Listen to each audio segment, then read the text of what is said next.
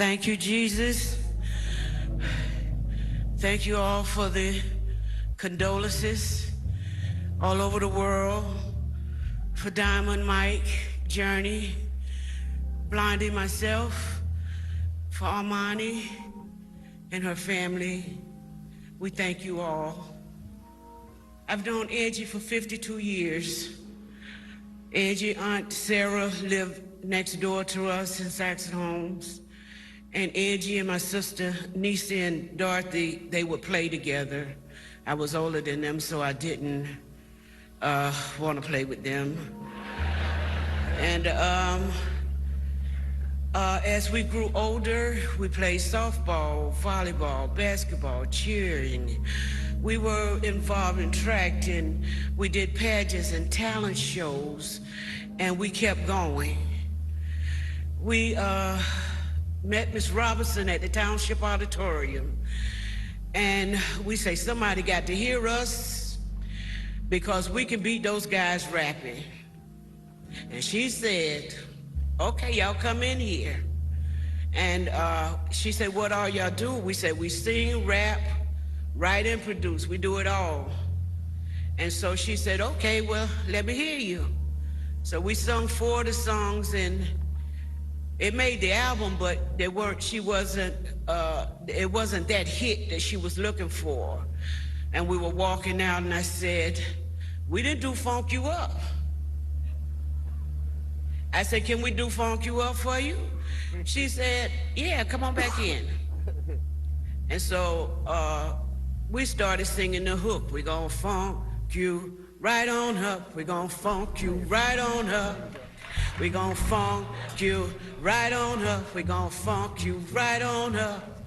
I said, get up, get up, get up, get up, get up, get up, get up, get up, get up, sit back down.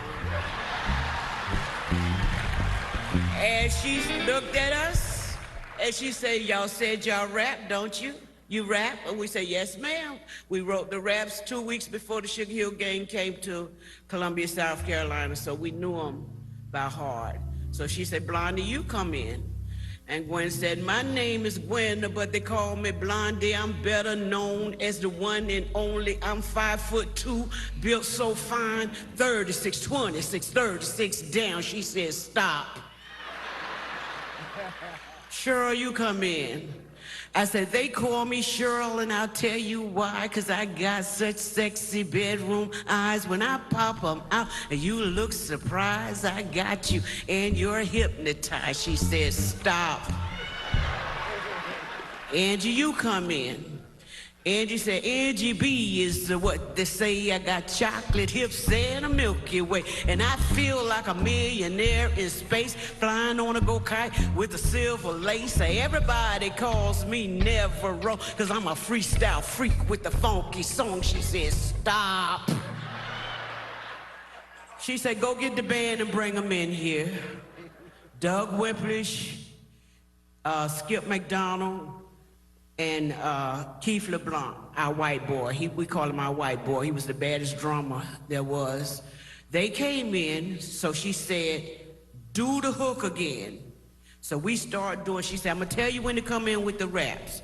So we started singing the hook, and Doug came in with the bass. Boom, boom, boom, boom, boom, boom. And then we went in on it. We said, okay, we could do this, so we started singing, and she had the most beautiful smile on her face.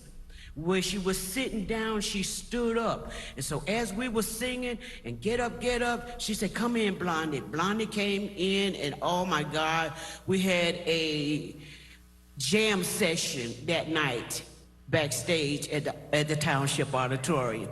Now, remind you, we couldn't get in because someone said that they were gonna leave us backstage passes. So we the last 3 standing outside, and Harold Miles came to the door with the Sugar Hill jacket on and said, what are y'all doing out here?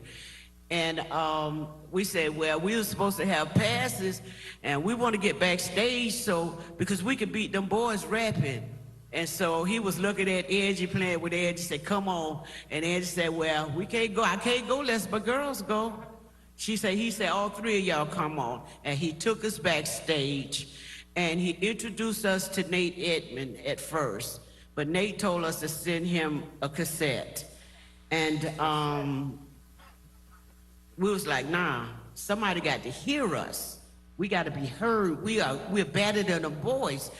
And so Miss Robinson was standing there, and that's when she said, come on here, I'll listen to you. So she flew us up. We cut the record.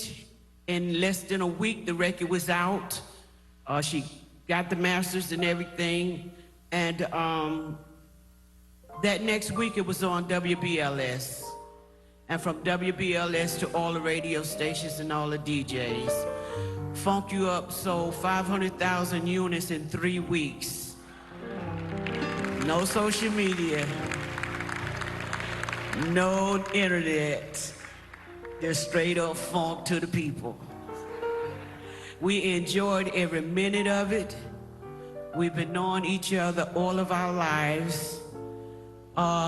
We had to take different lanes because I had to take care of my grandparents and my mother, so I couldn't go out with them all the time. But the ones that were important, she would call me and say, Cheryl, I need you on this one.